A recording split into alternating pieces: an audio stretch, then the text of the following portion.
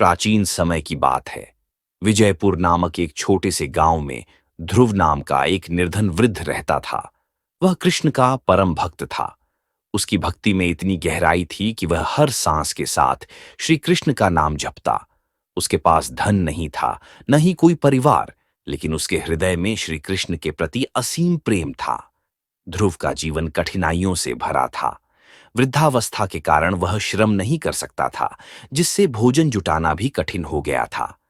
लेकिन उसने कभी अपनी भक्ति में कमी नहीं आने दी।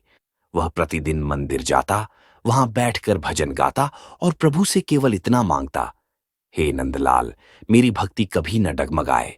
मुझे बस इतना आशीर्वाद दो कि मैं तुम्हारे नाम का सुमिरन कर सकूं। परंतु एक दिन ध्रुव बहुत बीमार पड़ गया। 3 दिन तक उसे भोजन नसीब नहीं हुआ। कमजोर शरीर और कांपते हाथों से वह मंदिर तक भी नहीं जा सका। भूख के कारण उसकी आंखों से आंसू बह निकले। उसने कांपते स्वर में कहा, हे मेरे कृष्ण, क्या तुम सच में भक्तों के दीनानाथ हो? क्या तुम सच में द्रौपदी की लाज बचाने वाले और सुदामा के सखा हो? यदि हां, तो क्या अपने इस दास की सुध लोगे?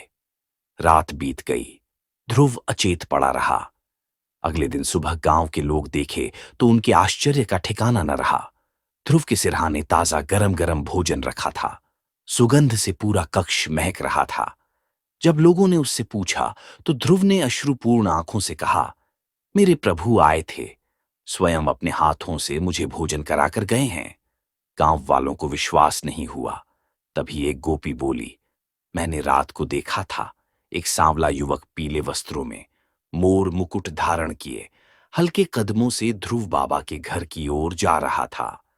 उनके चेहरे पर अद्भुत करुणा थी। ये सुनकर सबकी आंखें भर आईं। सब समझ गए कि स्वयं श्री कृष्ण ने अपने भक्त की पुकार सुनी और अपनी करुणा से उसे तृप्त किया।